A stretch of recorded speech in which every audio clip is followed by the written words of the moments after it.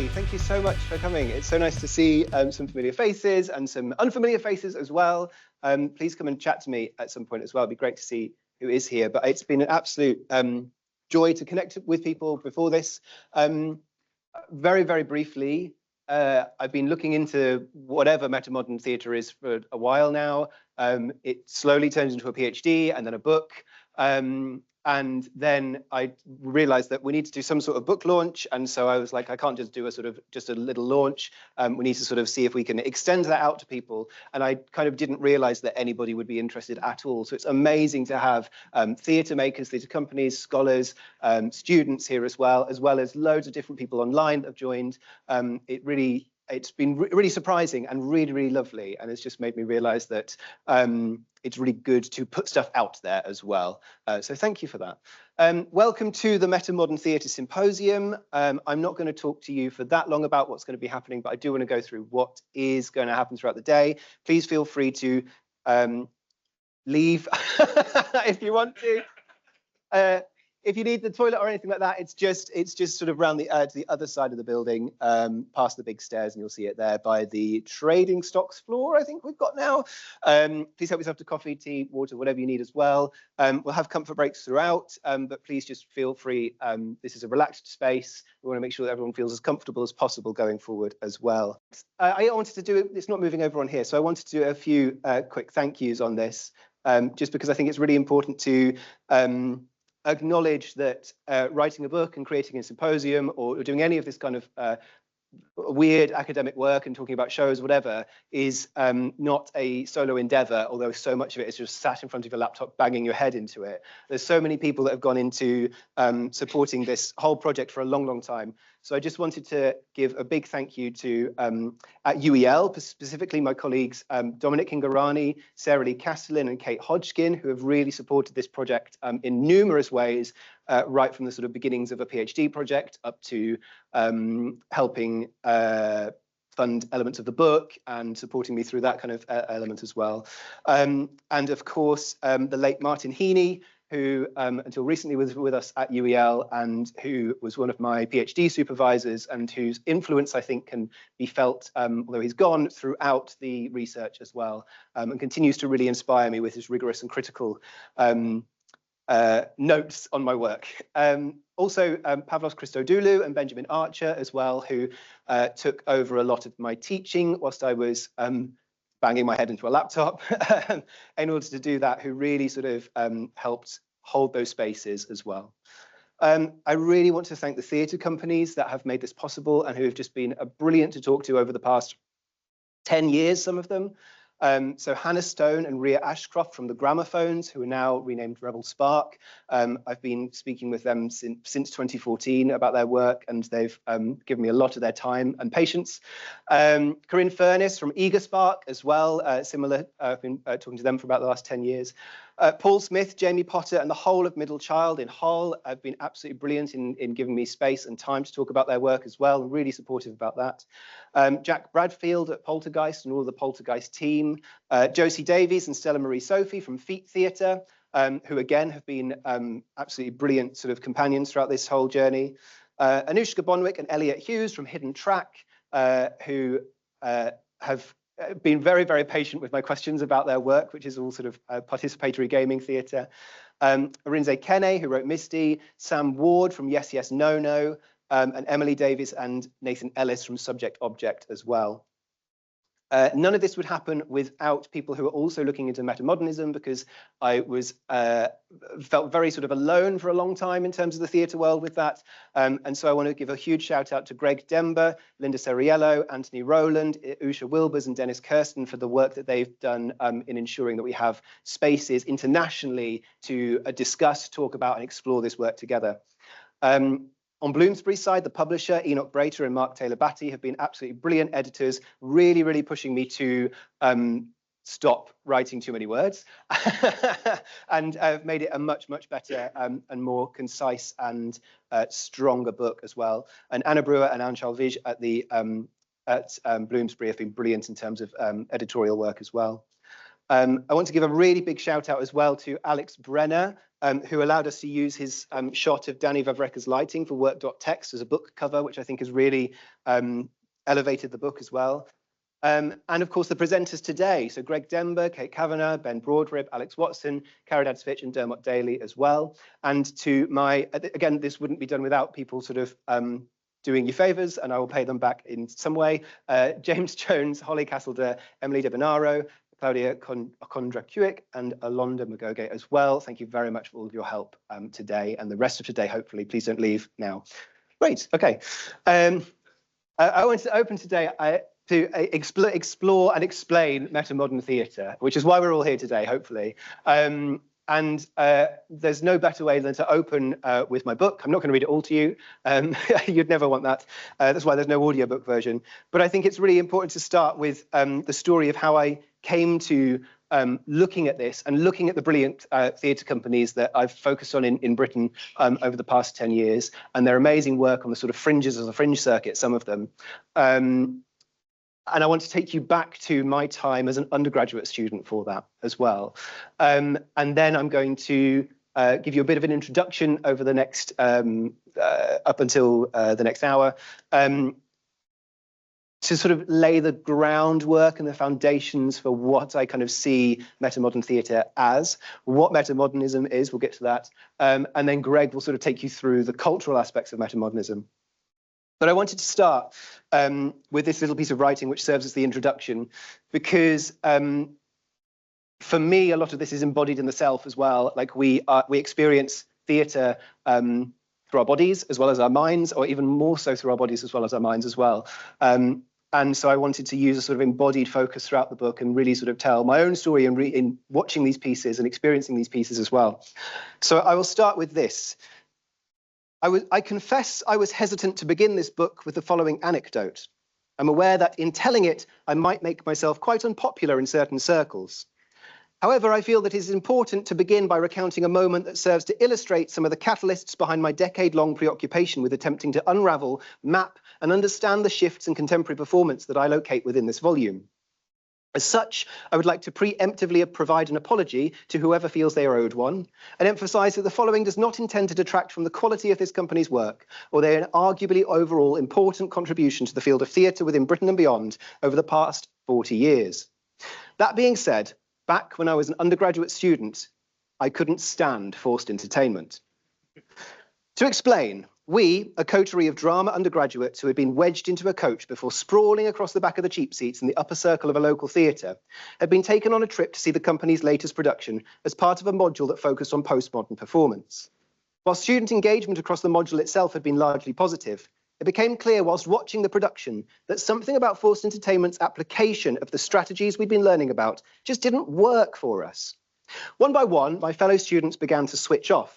Some simply walked out during the performance, a protest hitherto unheard of by a cohort who'd spent precious student loan funds on subsidised tickets. Our tutor did not appear happy with these deserters and explained to us in an exchange that I will never forget that if we didn't like the performance, then we didn't understand the performance. It was our fault if we didn't find it entertaining. Our inadequate comprehension of the piece made it inaccessible. We simply weren't clever enough to enjoy it. Whilst I naturally focused on my own experience for the purpose of this anecdote, this student-focused walkout was not, in fact, a one-time occurrence. In his 2010 review of the piece, The Thrill of It All, at Riverside Studios in Hammersmith, London, Steve Carsmile, a self-proclaimed long-term fan of the company itself, notes that he was fascinated by the number of walkouts, particularly from students, which he contrasts with his own experience of seeing forced entertainment during his own studies in the early 1990s, and quote from him here. There's always one or two audience members who walk out who've seen a non-specific review or come along with their mates and expect a play, which it isn't. But there were probably 20 who were mainly, according to my sources, students from one particular performance course, which I find mind-boggling. When we first saw Forced Ents in 92, possibly 93, we spent the rest of our time at college shamelessly ripping them off because they'd opened up so many new doors to us. So to walk out an hour in is at its basest to miss stuff you can nick. If there are more exciting and innovative companies out there, I really want to know about them. Is it just because the performers are mainly in their 40s now that the kids don't get it? End quote there. Whilst I refuse to subscribe to the idea that the kids simply didn't get the work of forced entertainment in the early 2010s, or that the age of the performers or company is a deciding factor in such a reaction from the students, there is a pertinence in Carlyle's shocked comparison between the continual relevance of such work from the early 1990s onwards for himself and the apparent disregard displayed by this new generation of theatre makers. It also legitimised my own concerns regarding this reaction, in that my immediate peers were not the only group of students who behaved as such in a reaction to this show. Of course, as a reviewer for the show in online magazine A Younger Theatre pointed out, in previous decades, Forced Entertainment, the experimental theatre company of the 80s and 90s, revelled in their mid-show walkouts and their letters of complaint from outraged of Oxfordshire. The same reviewer, however, goes on to explain how for them, rather than outrage, the audience's dissatisfaction of this piece came from the fact that, quote, there was something desperately incomplete about the show. It felt thin and unoriginal. Perhaps, they go on to question, Forced Entertainment have lost their touch. Perhaps, with so many new and exciting theatre companies on the scene nowadays, they've become outdated. Or perhaps, heaven forbid, I simply didn't get it. In returning to my memory of my own experience of the thrill of it all again and again, I'm sure that I've embellished, romanticised and cleaned up certain elements in my remembering. As such, I cannot be certain that the following happened exactly as described, or even occurred during a different exchange entirely, perhaps in a follow-up seminar, or in all honesty is entirely fictitious. However, in my probably edited memory, what happens following the performance is this.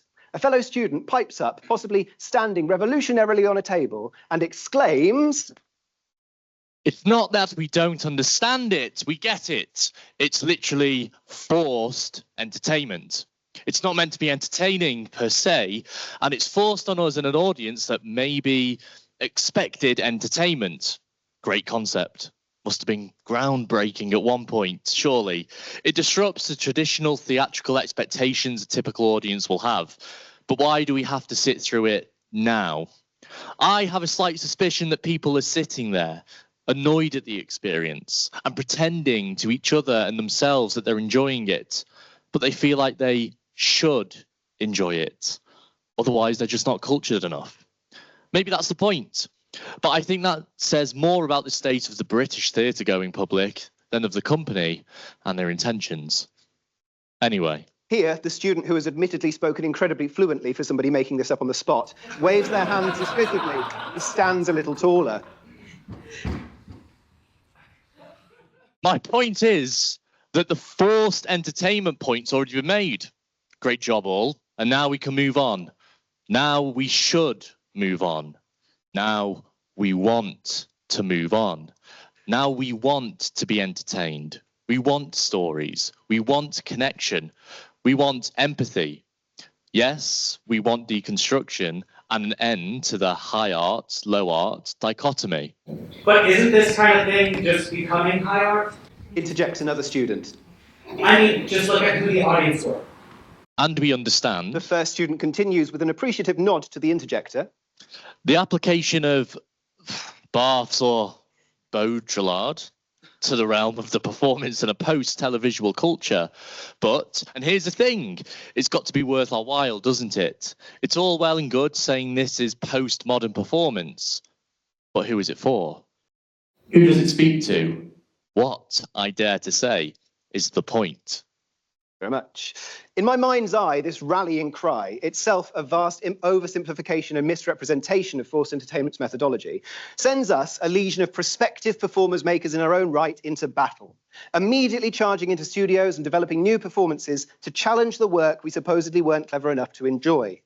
In reality, the speech was probably only a weakly proffered response during the coach ride home, and any effect upon me or my fellow students was largely brushed under the carpet when we went on to write the assigned critical essays in response to the piece. But despite my narrative embellishment, and thanks to my volunteers as well, the point still stands. Whilst as undergraduates, we were engaging with what was considered contemporary performance methodologies, companies and theories, largely coalescing around both the postmodern and or the post-dramatic as per layman, the strategies of creation and reception that we were being taught made sense at a historical and theoretical level, but did not relate and do not relate to our own, then current, lived experiences. Back in 2006, Alan Kirby noted the beginnings of this issue when reflecting on the fact that most of the students undertaking a module entitled Postmodern Fictions that year, and I quote Kirby here, will have been born in 1985 or after. And all but one of the module's primary texts were written before their lifetime. Far from being contemporary, these texts were published in another world, before the students were born. It's all about as contemporary as the Smiths, as hip as shoulder pads, as happening as Betamax video recorders. These are texts which are just coming to grips with the existence of rock music and television. They most certainly do not dream even of the possibility of the technology and communications media which today's undergraduates take for granted. End quote there. And of course, the year after Kirby's observations saw the release of the iPhone, heralding instant pocket-sized access to Web 2.0 across the world. The technological changes that Kirby was concerned with the year prior escalated at speed, and by the peak of the 2000s, the offstage lived experience of my peers and I already blurred the boundaries between the offline and the digital space. Our personal relationships were being formed and developed as much or even more so online as they were in real life. Although as millennials, which I define as those born roughly between the early 1980s and mid-1990s, but you can read chapter 3 of the book if you want detail on that, we'd not reached the current level of digital integration that subsequent generations have been born into. But we were the first early life adopters of social medias in our teenage years or even latter stages of childhood, the digital natives of the early 2000s. To spend the night sharing details of your personal life with relative strangers over Tumblr, whilst watching YouTube videos of intricately choreographed recreations of High School Musical dance sequences entirely performed by avatars in The Sims 2, only to venture into a seminar the next day and be told that a performance in which avatars on online role-playing game Second Life clumsily and slowly recreate a scene from Hamlet, whilst audience members awkwardly comment via a text box, is the height of cutting-edge performance technology and communication, or a revolutionary trajectory for contemporary theatre, seemed at best contradictory, if not completely outdated. At the time, both performance theorists and certain companies' respective focus on the complexities around the digitization of theatre at the turn of the 21st century through methods of integration between online technologies and the stage were labelled as emerging, but were quickly becoming outmoded. And I'm very much aware, I'm going to skip the next bit as well, but I'm very much aware about the sort of simplification of postmodern performance practice I've done in terms of this anecdote, particularly on the sort of focus on digital media as well. But notwithstanding our understanding of the historical situatedness of postmodern deconstruction, as well as its cultural, political, and philosophical value and impact, and the artistic strategies, aesthetics, and companies that fell under the postmodern bracket did not and do not reflect our current lived experience. Instead, certain artistic and aesthetic strategies within the work we began enjoying, viewing, and engaging with, and the work that some of us were creating, could not be suitably placed within the terminology of what has generally become labelled as postmodern performance. It felt at the time like theatre was on the cusp of something, a turn or a shift towards something new, something beyond postmodernism. So this book and this symposium is about that shift into postmodern theatre practice. It is about work that appears to move beyond the realms of what can be comfortably labelled postmodern, whilst continuing to trade in some of the elements and aesthetics that we would continue to consider postmodernist. It's about companies working on the fringes of the British theatre circuit who, in their own ways, have created work that exhibits something that feels new, distinct, and different, while still somewhat contradictorily embracing and utilising certain tropes, techniques, and sensibilities attributed to postmodernism. These companies' works, for instance, are concerned with a return to storytelling, affect, engagement, connection, and authenticity, whilst continuing to paradoxically be disaffected, disengaged, disconnected, critical of meta-narratives or narratives, and overtly aware of theatre's inherent inauthenticity. Such shifts are therefore oscillatory and paradoxical, at once in/authentic, ironic/honest, or ironist, to borrow from Dembo, who's coming up in a minute, and hope/less. And I'm not the first to notice such trends throughout the past few decades, and it's through the tracings of the observations of similar or related trends made by other theatre scholars that whilst these shifts toward paradoxical concerns appear at first to be independent aesthetic and methodological choices made by disparate theatre companies, when observed together, the interconnectivity between them becomes clear. Building on previous work that similarly argues that theatre is moving or has moved beyond postmodernity, I argue that far from being isolated aesthetics, choices, or preoccupations made within a theatre-focused vacuum, these changes are reflective of a wider cultural shift through and beyond the postmodern paradigm, which affects and is in turn affected by these theatrical modalities, a wider cultural shift called metamodernism.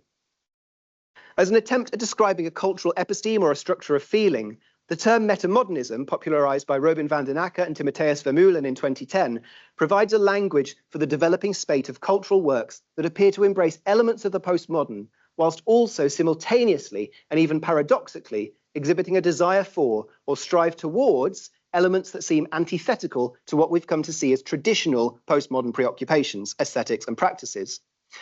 Turning towards the realm of theatre, this book locates such preoccupations within performances that oscillate between the postmodern and the seemingly modern predilections, between the silly and the serious, the ironic and the sincere, the hopeless and the hopeful, that appear to extol the power of participation, of storytelling, and of the communal act of performance, whilst also remaining critical of the effectiveness of each, that are interested in the concept of authenticity, not in the sense of what we might traditionally refer to as an authentic performance from a particularly skilled actor, but through, for instance, the authentic real lives of the performers or audience becoming part of the performance, as well as embracing and exploiting the inherent inauthenticity of the theatrical medium, that are inherently meta-theatrical, but rather than such meta-theatricality being used to critique the theatrical medium, use meta-theatrical devices to center, strengthen, and solidify the felt experience of the audience, performers, or participants engaging in the performance. They embrace the paradoxical nature of performance being at once un/real, and rather than emphasizing the disconnect this can cause in the audience, make use of such a paradoxical nature to re-center the simultaneous un/reality of our feelings and emotions whilst experiencing a performance. That celebrate the inherent ridiculousness of theatre alongside the power of communal act of audience and performers coming together to share an experience. That move beyond the ironic disconnect and disillusionment of postmodernity to offer a tentative return to sincere connection and engagement whilst remaining skeptical of such.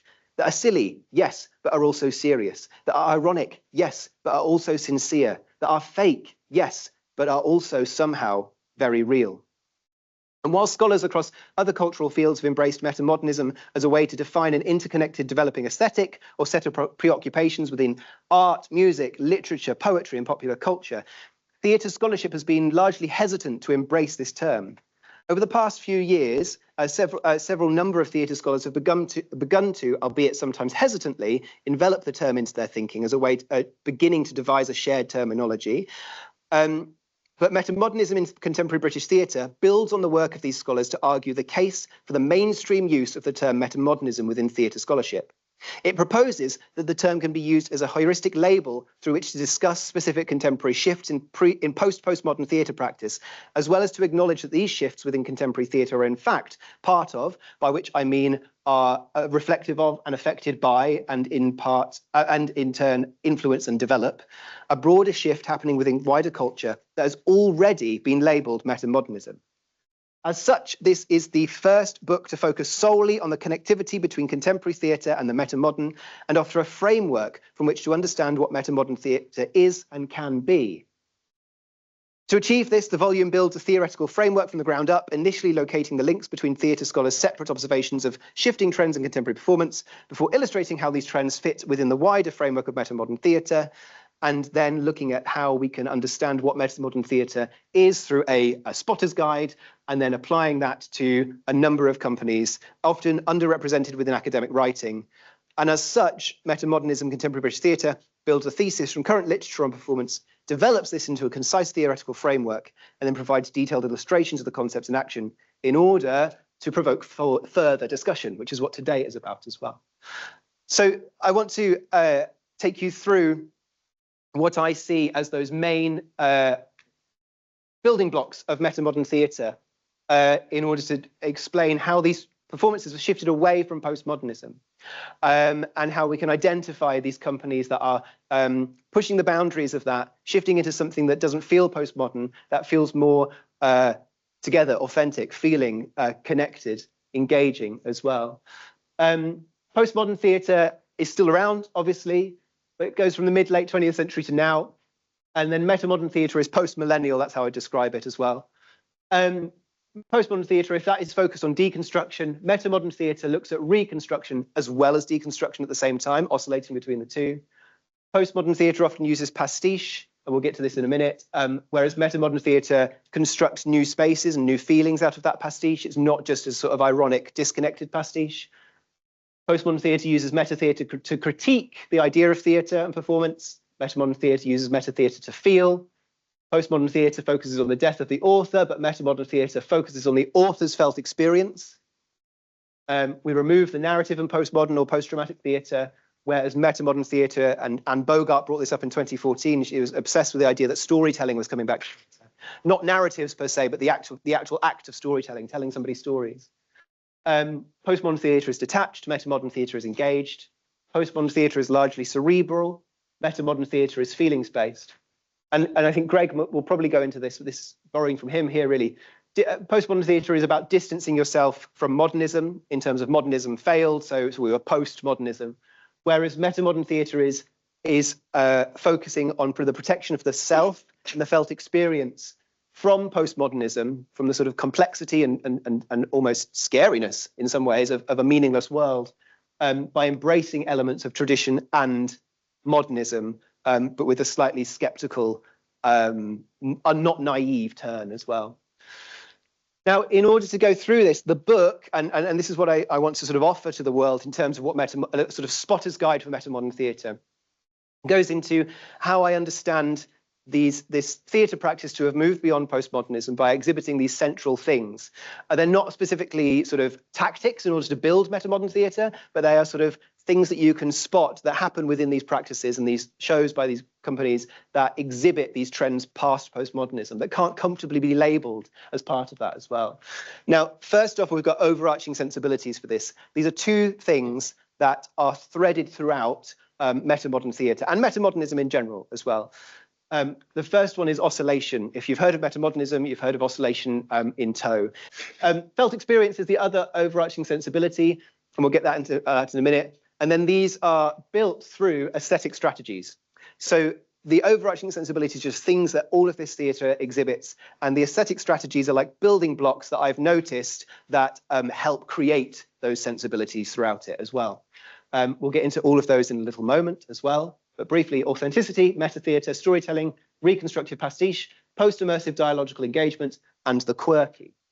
And then I also want to very briefly touch on certain themes that do not need to be in metamodern theatre. You don't need to be exploring these themes. I'm not saying that, but sort of come through the shows that I've been looking at over the past 10 years. That is the As If, leading from Kant, Lost Futures from Mark Fisher and Derrida's ontology, and the desire for belonging, which I think is really important too as well. So I'm going to briefly take you through the overarching sensibilities, these aesthetic strategies or building blocks, and some of the themes by briefly touching on some of the works that I've looked at in the course of writing this book as well.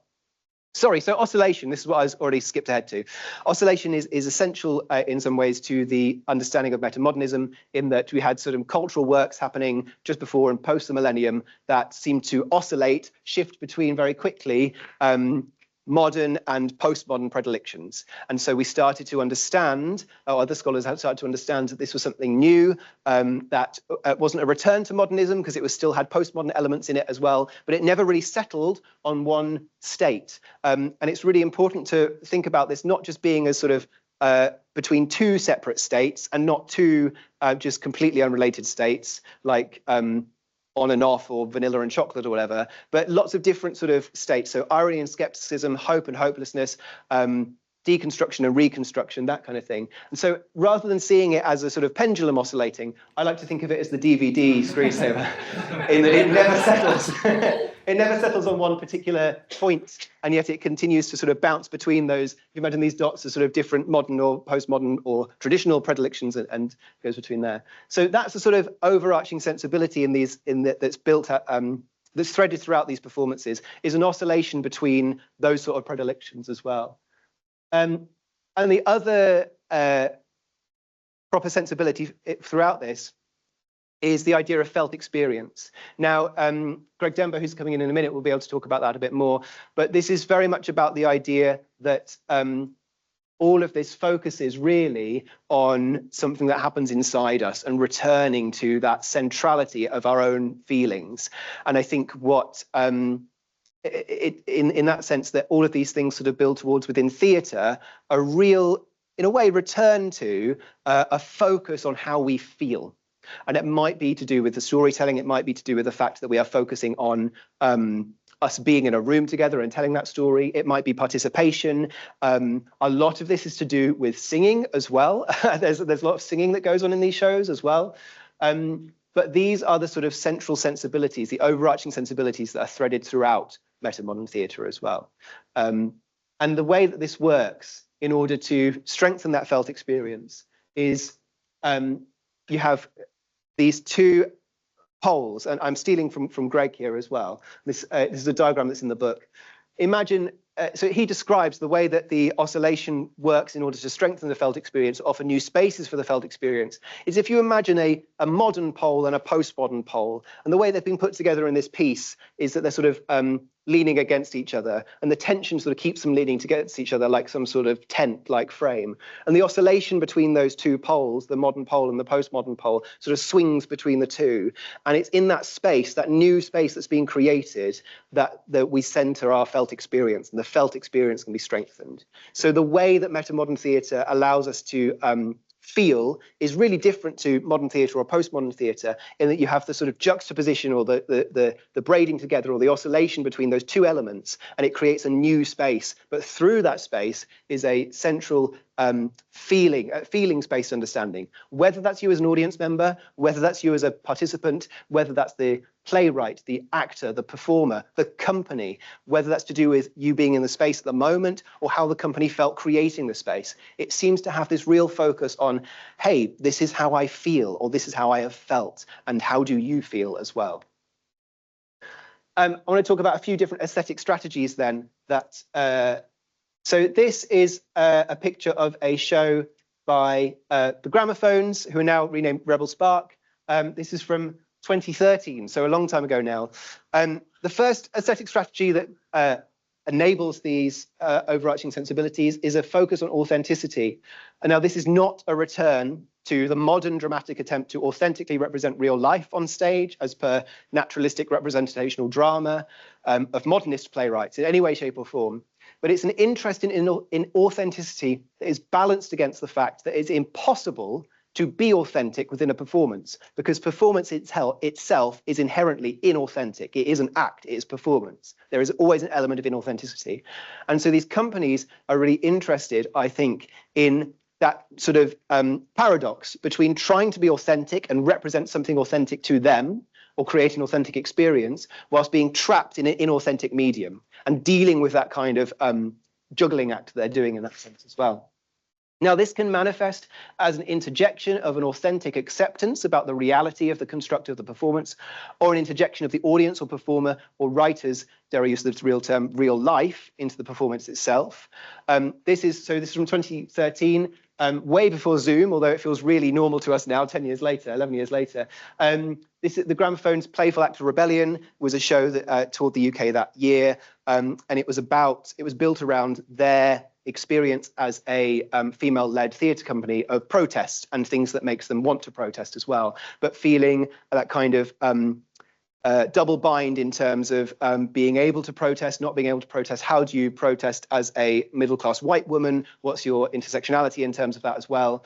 But also, what's really interesting, so it's about their own experience and the audience's experience as well. But something really interesting happened here when I saw at the Bike Shed Theatre, in that there was a company member missing, and we suddenly found out it's because they were on maternity leave, and they sort of, it was recorded, but they basically zoomed into the performance and told us that. And we sort of saw their real life coming into the stage space at that point as well, which felt very different at that point. It feels really normal now.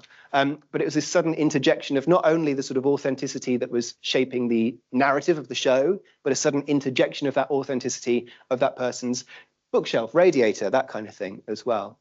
But it's manifest in lots of different ways. It's going to work now. I'm going to have to switch between the two. Aesthetic number 2 is meta-theatre. So postmodern reflexivity draws attention to the work being a piece of work to highlight that it is therefore not to be trusted. But contrastingly, a metamodern self-reflexivity focuses on the centering of the felt experience of the writer, performer, company, or audience, or participants. So Metamodern theatre is inherently meta-theatrical. A lot of the work is about the creation of the show itself. So there are companies, more well-known companies than this, like Shit Theatre, for example, whose work is inherently meta-modern, I would say. This, for instance, is Lights of a Tesco Car Park by Poltergeist, which we'll see later, which is very much about their experience creating the show that they are performing, but it's not in a way to critique the act of theatre, but it is about to center and solidify their felt experience of creating and performing that show as well as the theatrical experience of us in the room. So it's a sort of commentary on theatre that focuses on your feelings within that space as well.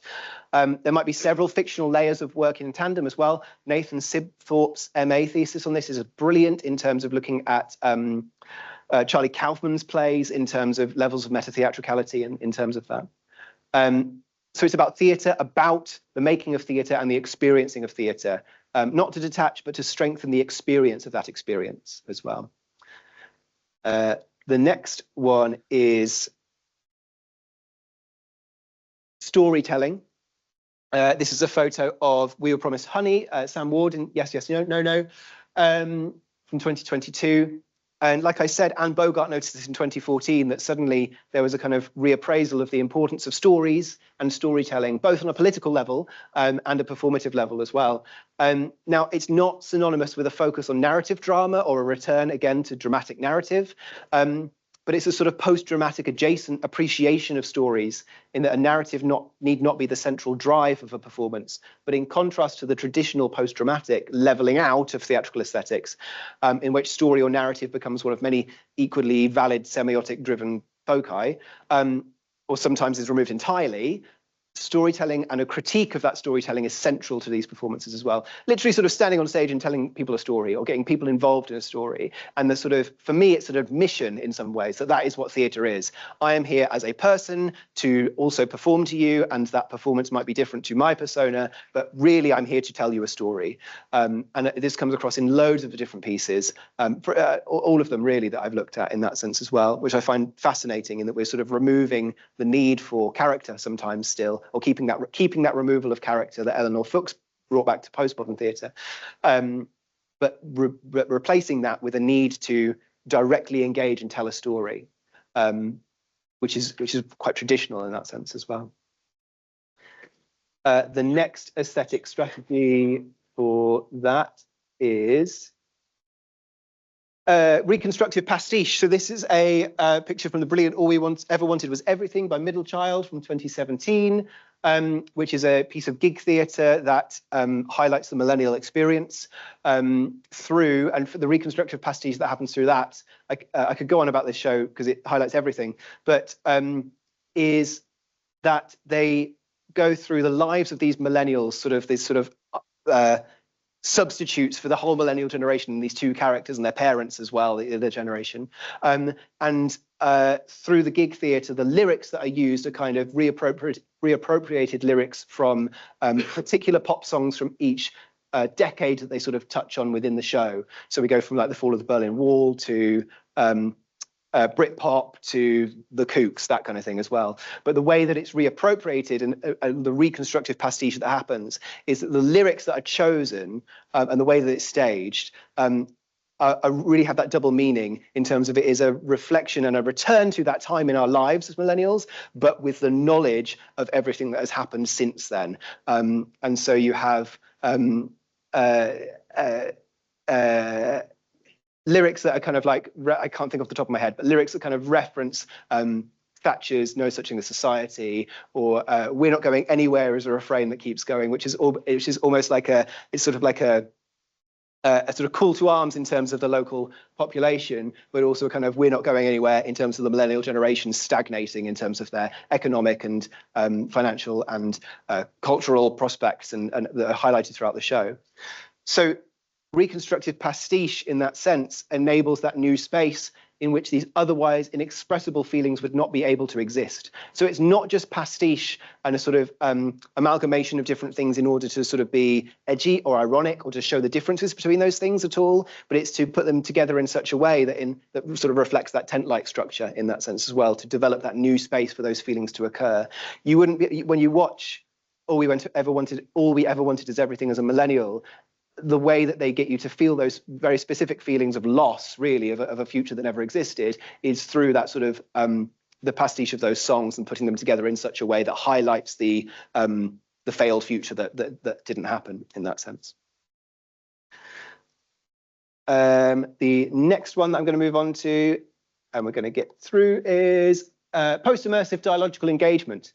I don't have time to go through the entirety of what post-immersive means. My students have put up with me for the past few weeks in terms of that as well, and James as well. And you can go speak to Joe if you want to. But this is really about work that moves beyond the corporatization of immersive theatre and goes back to that kind of re-radicalization of it and focusing on engagement between participants and performers, or just participants. I'm focused on that dialogical exchange. So this is work that really focuses on the leveling out of audience and performer hierarchy. So you're an equal exchange. It might include participation that would not be able to, so the show would not be able to exist without the participants, or it might be very much a kind of relaxed space for people to participate. But it is about trying to have an authentic conversation between audience and performers in that sense as well. And almost failing at that, because we're always moving between those two things in trying and failing. And then the last aesthetic building block of this is the quirky. And I borrow predominantly from film scholarship in terms of this. So James McDowell, who writes brilliantly about the quirky in metamodern film, talks about the quirky and really kind of takes it within the academic space. And when we talk about the quirky in metamodern film, we are talking about things like Wes Anderson, Greta Gerwig, Charlie Kaufman, or Baumbach, that kind of stuff as well. Immediately, if you've seen any of the films, you kind of know what we mean. But we're looking at a sort of silly, but doesn't mean it isn't serious attitude in that sense as well. Like a Wes Anderson film on the surface looks incredibly silly, but the work, that the emotions and stories and characters that he is creating through that work are incredibly serious and genuine and heartfelt. This is built through lo-fi minimalist aesthetic. And that's to do with budgetary constraints for these theatre companies, I think, a lot of the time. The fact that you have to sort of chuck things into a car or a van if you're lucky, and if not, on your backpack on a train, that kind of thing. And then you have this sort of oscillation between the silly and the seriousness and that kind of stuff. But it also comes through elements of play. This is Drawing the Line by Hidden Track, and they do game-based theatre, and their work is incredibly metamodern in terms of the silly and seriousness being threaded together and oscillating between those things. But their joyfulness and playfulness in their work really allows a sort of weirdly quirky element, whilst also embracing really serious political concepts. So those, I've gone back onto this one again. Those were the aesthetic strategies that build up the overarching sensibilities, the sort of building blocks that make the wall of metamodern theatre. And just briefly, I want to talk about the themes that are threaded throughout this as well, because I think that will help going forward throughout the day, but also when we get to the end as well. So just briefly, the as if. So this is a picture, the writing's gone. This is a picture of, goodness me, Beneath the Albion Sky by Iga Spark from 2013 as well. The as if comes from Kant originally, and a sort of metamodern focus of Kant in that sense. But it's the idea of always striving towards a sort of utopic ideal or a possible future, or the idea of truth or real connection, even though understanding it to be impossible in that sense as well, or almost not true. So the idea that we're striving for authentic connection within a performance, but performance is inauthentic.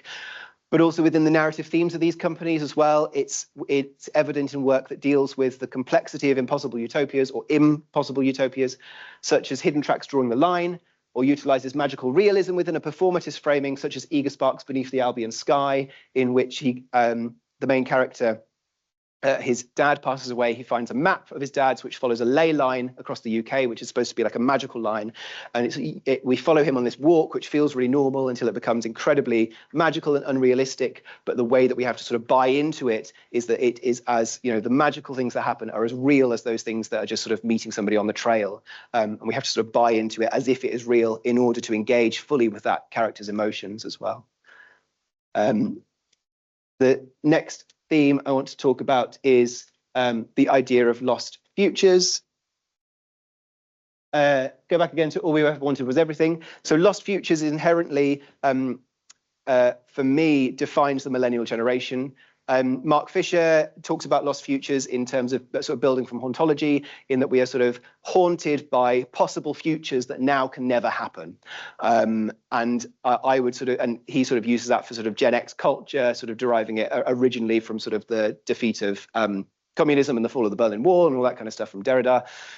But for me, you know, the millennials were raised in a sort of prosperous and peaceful time, relatively, in the late 1990s, and then it all came crashing down after the financial crash in 2007, 2008. And so the sort of timeline of the millennials going through an educational system, which we were sort of pushed into in an idea of following your passion, coincided with graduating into a space which was not set up for that educational experience that people had. And so this element of being sold a future that can't exist anymore, doesn't exist anymore, which is exactly what All We Ever Wanted Was Everything is about as well. But it's threaded throughout so much of these performances. I'm aware of the time, so I want to move on.